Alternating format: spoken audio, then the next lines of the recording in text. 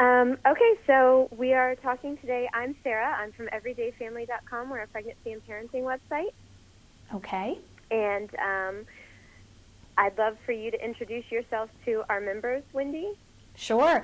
Hello, everyone. My name is Wendy Wright, and I am an adult and family nurse practitioner.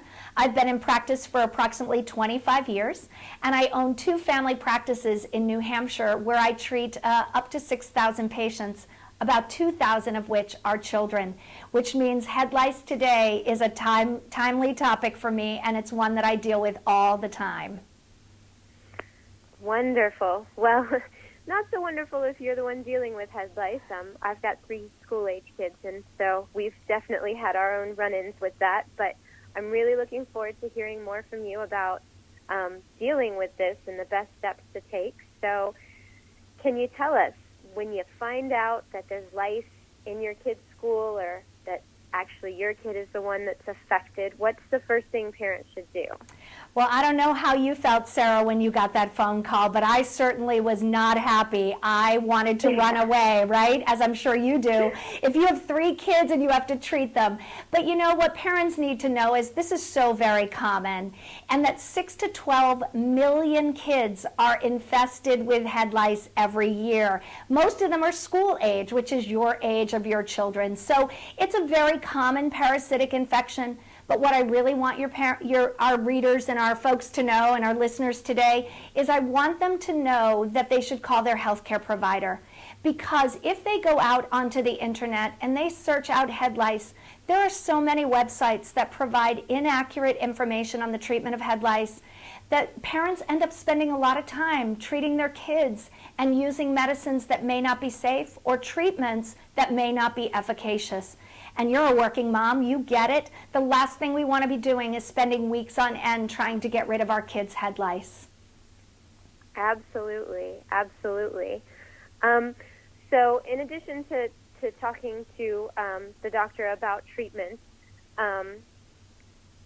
we've heard more. I know I'm in Florida, and we're hearing more about these super lice that have come into play that are even more, pervasive and harder to get rid of. Is that coming into play with how parents need to be treating lice?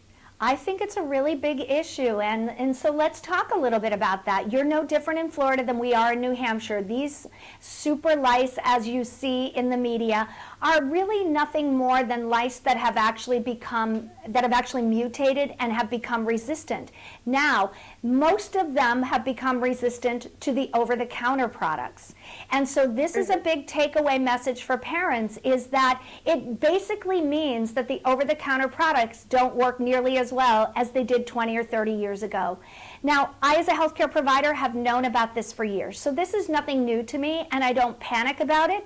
But what I think parents need to know is that this may be why, if they've treated their kids with over-the-counter products, that they're not working as well, is because of these resistant head lice. But don't panic, because we have prescription options that are available that are very efficacious and that are very safe. So again, I can't emphasize enough the importance of calling their healthcare provider, whether that be a nurse practitioner or whether that be a physician. They should consult their healthcare provider about these head lice.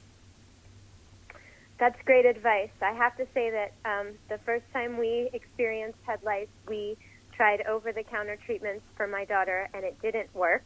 And so we did end up having to get prescription treatment from the doctor, which did. And it was such a relief to be able to handle it that way. So that's definitely good advice, and something that I think, for some reason, it seems like this is something parents would think, oh, I should deal with this on my own. I shouldn't call the doctor. And I think that we, as a primary care provider, I want people to call me.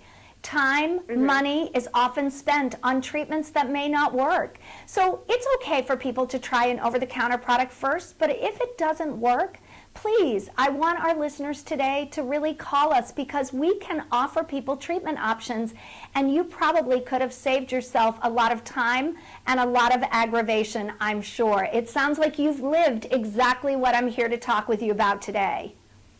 Yes. Well, is there any other advice that you can give parents as far as dealing with head lice? Are there any tips for preventing it? Yes, I think that there are ways to prevent it, and there are some tips that I'd like to offer our audience today. The first thing I would like to tell them is that one of the ways we can prevent it is by encouraging our kids not to put their heads right up against another child's head. And although it's less common, don't share baseball caps, don't share brushes. Those are just really common sense things that we can do. But even with that prevention, you know, I know, most of our kids at some point are going to get head lice. So, again, talk to a healthcare provider, make a phone call. It may save you lots of time because some of these newer treatment options as well, we don't have to comb out nits, and that's huge. And I'm sure when you were doing the over-the-counter product and spending every night combing out nits, it's a lot of time spent. And so some of the treatments may offer our parents convenience as well as even more affordability.